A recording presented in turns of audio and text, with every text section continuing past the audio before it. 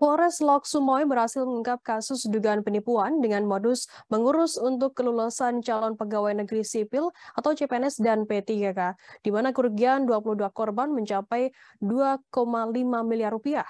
Pihak kepolisian juga mengamankan seorang tersangka berinisial AF, 54 tahun, seorang PNS di sebuah kantor camat di kota Lok Sumawe. Informasi lebih lengkapnya akan disampaikan oleh rekan jurnalis kami dari Serami News Indonesia, ada Saiful Bahri yang akan melaporkannya. Silakan rekan Saiful. Terima kasih, Firda. Dapat saya laporkan bahwa Polres Lok Sumawe dalam wilayah hukum Polda Aceh itu baru saja berhasil mengungkap kasus dugaan penipuan dengan modus bisa mengurus untuk kelulusan atau menjadi calo dari calon pegawai negeri sipil atau CPNS dan P3K, di mana sampai saat ini sudah ada 22 korban yang melapor ke Polres tempat, yakni melalui Polsek Banda Sakti, dan kerugian korban dari total korban itu mencapai 2,5 miliar lebih. Dan pihak polisi pun saat ini sudah mengamankan seorang tersangka yang berinisial AV, itu berumur 54 tahun, seorang PNS dan bekerja di salah satu kantor camat di Kota Lok Sumawe. Sesuai keterangan dari Kapolres Lok Sumawe, AKBP Hengki Ismanto, dalam konferensi pers yang digelar kemarin di Mapolres tempat, bahwa kasus ini muncul dari adanya laporan dua korban pertama, yakni pada 8 Juni 2022 ke Polsek Banda Sakti. Setelah pihaknya mendapat laporan, langsung melakukan penyelidikan, dan saat dinyatakan semakin kuat dugaan ada yang unsur penipuan, kasus ini ditingkatkan menjadi penyidikan, dan pada tanggal 23 Juni 2022 itu tersangka berhasil ditangkap. Dan seiring waktu berjalan proses hukum lanjutan itu korban yang melapor terus bertambah, sehingga sekarang ini sudah ada 22 korban.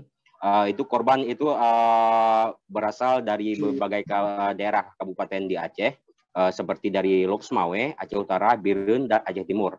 Mereka ada yang memang bekerja sebagai PNS, mungkin mengurus pihak keluarganya, tenaga honorer, wira swasta, dan juga bahkan ada yang mahasiswa. Dan saat ini proses hukumnya sedang proses pelengkapan berkas, dan dalam waktu dekat akan dilimpahkan ke Kejaksaan Negeri Kota Lok Sumawe.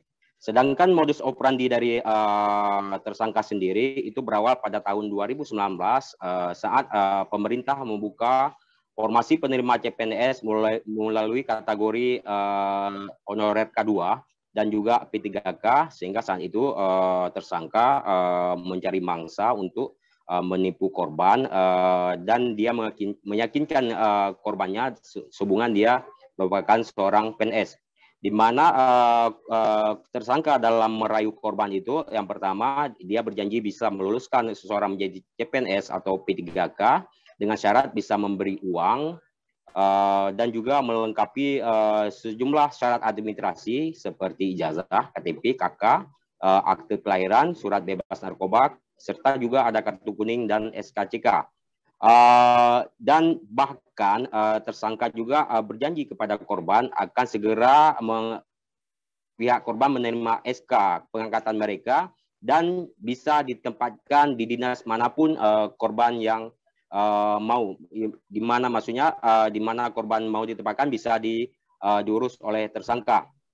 Namun semuanya bahwa uang yang diberikan para korban dengan jumlah bervariasi antara 2 juta sampai ada yang 700 juta rupiah itu digunakan untuk kepentingan pribadi korban, bahkan berkas yang diberikan itu telah dibakar oleh korban sendiri.